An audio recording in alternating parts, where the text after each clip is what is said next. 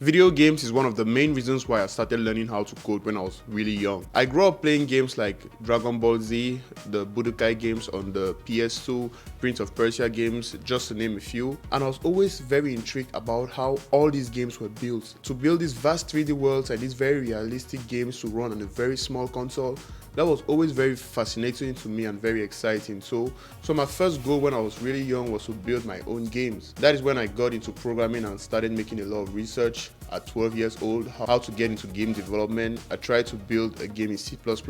Just guess how it went really terribly. I really did not even understand what to do. So the journey has been really long and exciting. I built a couple of small games over the year before diverting fully into programming, web development, software development. I want to think about it, those were very exciting days. Developing video games might be very difficult, but it's actually really exciting as you may imagine. So if you're someone who wants to get into game development but you do not know where to start, this is the video for you. I'm going to tell you exactly what you need to get started in 2023 with game development.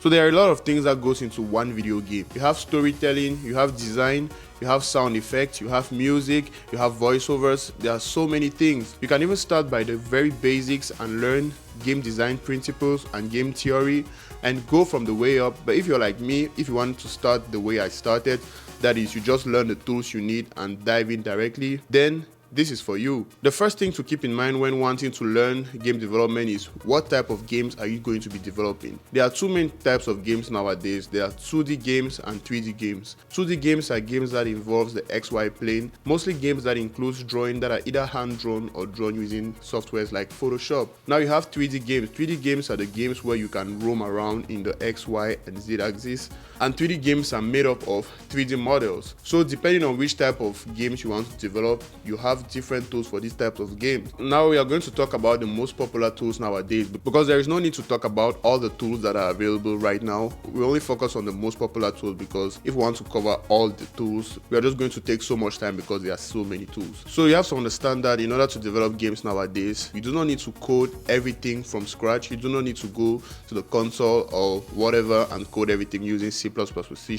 There is what is called a game engine, and depending on the type of games you want to develop, there are game engines that are more suitable for certain types of games. Starting for 2D games, if you want to develop 2D games, the game engines that are very recommended for 2D games are the Unity game engine and the Godot engine. These are very popular engines and they have been around for a very long time. There are several other game engines you can use to develop 2D games, but I recommend either Unity or Godot. Now if you want to develop 3D games and your main focus is on graphics and gameplay, there are two main options here. You still have Unity and Unreal Engine. Unreal Engine is what I prefer using for my 3D games, just because when I started game development, I started with the UZK engine. That was way back in, I think, 2014. I started with the UZK engine, so I just fell in love with Epic Games tools, and when Unreal Engine 4 came out, I started using it, even Unreal Engine 5. So if you want to build 3D games, you have Unreal Engine and Unity Engine, which are very suitable for 3D games. Don't get me wrong, with these two engines, you can still build the other type, that is, with Unreal Engine, you can still build 2D games, and with Unity, you can build both 2D and 3D, just that one is more suitable for a type of genre than the other. But what I usually recommend is that you should download both engines and see which one you prefer.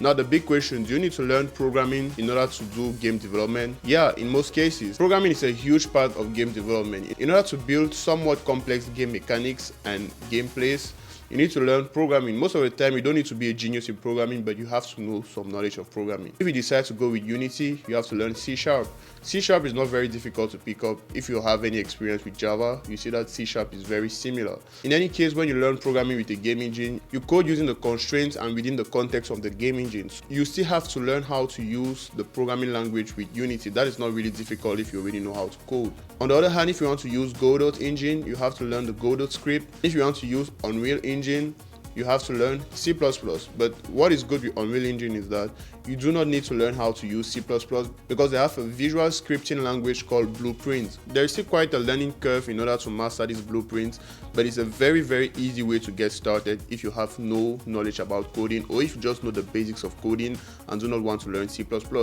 I actually developed a whole video game in one night using blueprints only. This video game featured levels, it featured HUDs, several features and a whole gameplay say just build with Blueprint. So you can actually build a full game with Blueprint. So this video was just a quick guide on how to get started with game development if you have absolutely no knowledge about game development and do not know where to start. If you want to know more about game development, you should do more research, or I can do a more in-depth video because there's really a lot to cover about game development. So if you like this video, make sure to leave a like, share it, and subscribe, and see you in the next one.